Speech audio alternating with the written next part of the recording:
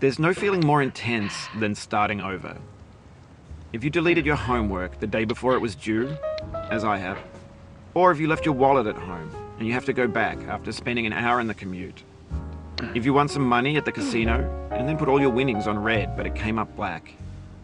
If you got your best shirt dry cleaned before a wedding and then immediately dropped food on it. If you won an argument with a friend and then later discovered that they just returned to their original view.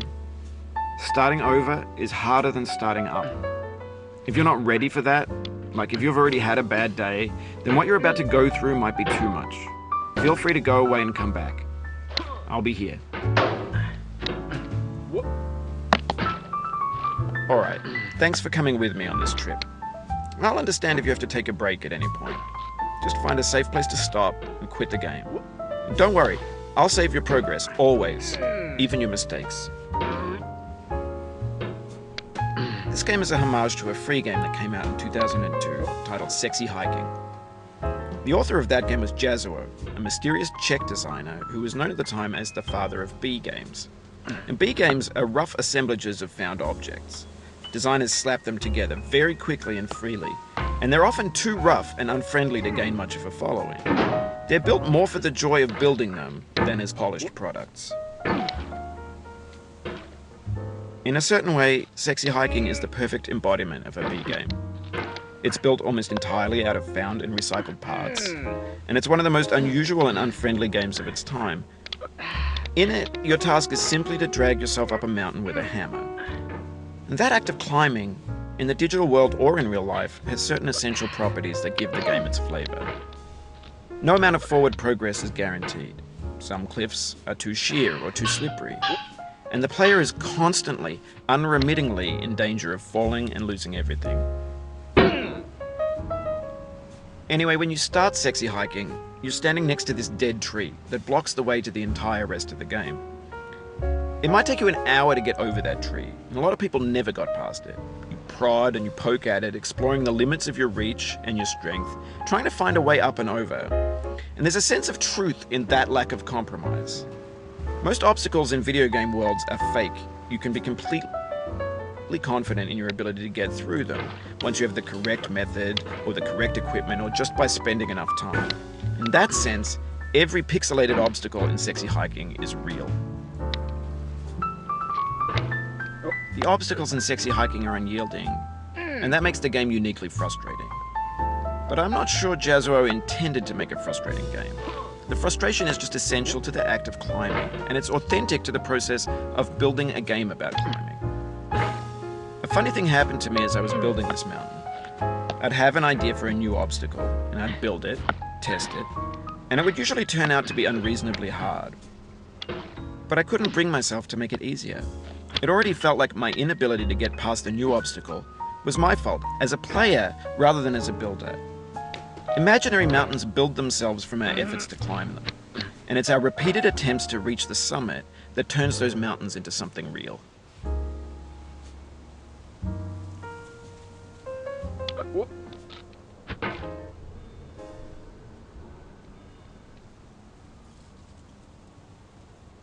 When you're building a video game world, you're building with ideas. And that can be like working with quickset cement. You mold your ideas into a certain shape that can be played with, and in the process of playing with them, they begin to harden and set until they're immutable, like rock. And at that point, you can't change the world, not without breaking it into pieces and starting fresh with new ideas.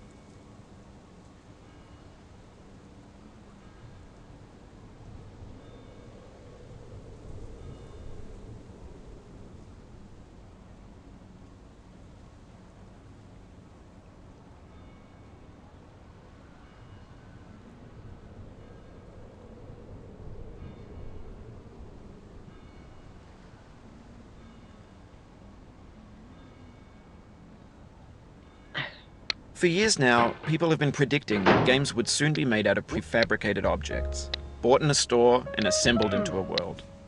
And for the most part, that hasn't happened, because the objects in the stores are trash. I don't mean they look bad or that they're badly made, although a lot of them are. I mean they're trash in the way that food becomes trash as soon as you put it in the sink. Things are made to be consumed and used in a certain context, and once the moment is gone, they transform into garbage. In the context of technology, those moments pass by in seconds.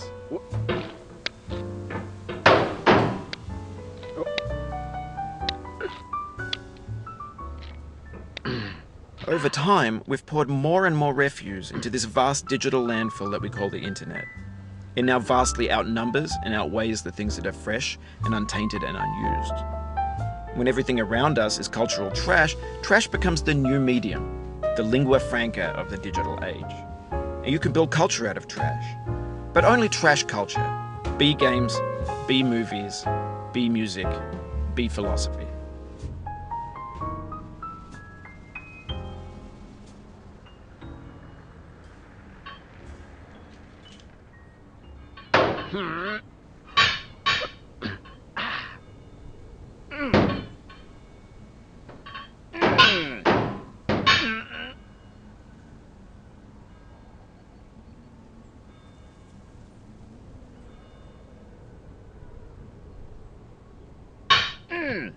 Maybe this is what digital culture is. A monstrous mountain of trash, the ash heap of creativity's fountain. A landfill with everything we ever thought of in it. Grand, infinite, and unsorted. There's 3D models of breakfast, Gen X's fanfic novels, scan magazines, green screen Shia LaBeouf, banned snuff scenes on LiveLeak. Facebook's got lifelike bots with unbranded adverts and candid shots of Kanye and Taylor Swift mashups, car crash epic failed GIFs, Russian dashcam vids, discussions of McRibs, discarded, forgotten, unrecycled, muddled, rotten, untitled. Everything's fresh for about 6 seconds, until some newer thing beckons, and we hit refresh. And there's years of persevering, disappearing into the pile, out of style, out of sight.